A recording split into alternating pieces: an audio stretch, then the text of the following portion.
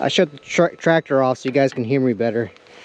So I was coming over here to take the bucket off. One of the things you need to do is pull these pins, one on each side, and then you'll get in and push it off. Well, I did that one. That one's good. I came across to the other side and I found this. So before I pulled the pin, let me get in here. This is not supposed to be like that. And you can actually see where it pushed up against the bucket and made a little divot.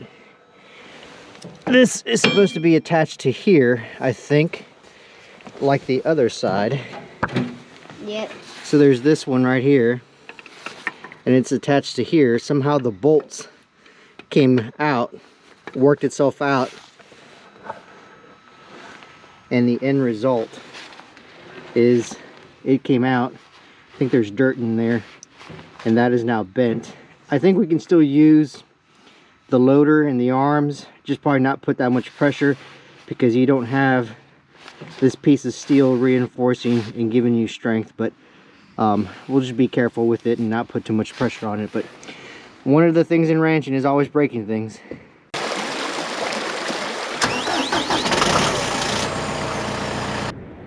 In this episode of Part-Time Weekend Rancher Reels, we're going to be replacing a part on our 520M front loader.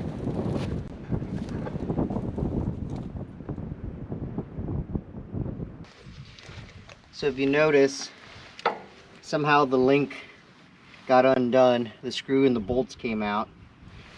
This one's gotten bent, and the whole entire link has gotten bent compared to the other side, where that link is not bent and is connected. So I'm going to try to take off this bolt really quick.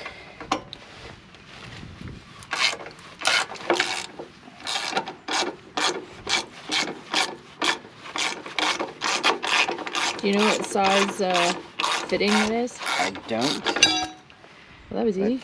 It just came off, and when I looked up at the part list, it said there was a whole bunch of washers in this, which apparently is not true. So you just have one bolt and a washer. So I think that is all I'm going to replace, is get two of these, one for there, and then two of these to hold them in place. This one's got some dirt in it, so I got to dig it out. I could not find this part online, so I'll probably have to go to John Deere, to my buddy's store, and ask him to order me one, and then I'll show you how to put it back on and repair it and make sure that it's good to go. Alrighty, so I was able to get the parts from John Deere. I will put the part numbers in the description, but this is the link that's supposed to go like that. I got a couple of big washers to replace, one on each side. This one was bent up, and then that screw is actually still good. According to the schematics, there were two different size screws. I couldn't figure out which one was which, so I got one of each. I'll take that one out and then try to figure out what length screw it's supposed to go, and then I'll put the link back up. I forgot the grease gun at the watershed, so I got to do that, but that'll be the last thing we do, just to make it tight so it doesn't move that much. But I'll show you how to do that here in a bit. So just used an 18mm socket, taking off the old one that was still, the screw's still good, but the washer, as you can tell, is a little bent. So I got a new washer, and it seems like it's the shorter screw versus the longer one. So I'll just keep that as a spare. It's always nice to have. So that's it. I'll put the link back up. I'll put the washers, tighten this back up, and then I think we'll be good. Give it a couple of squirts of grease, and that's how you replace the link. So I'll show you that here in a bit. So here's the link. If you notice, it actually has like a little dimple on it. The old one had that as well, and that dimple was, I guess the forward meant that it went forward versus to the back. So it's pretty important. The other one has a dimple as well. It actually goes this way. Got a bunch of grease. So it's gonna go like that, dimple forward and up.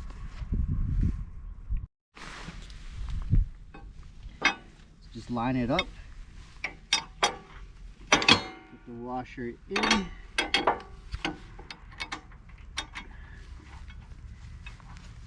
Get it started.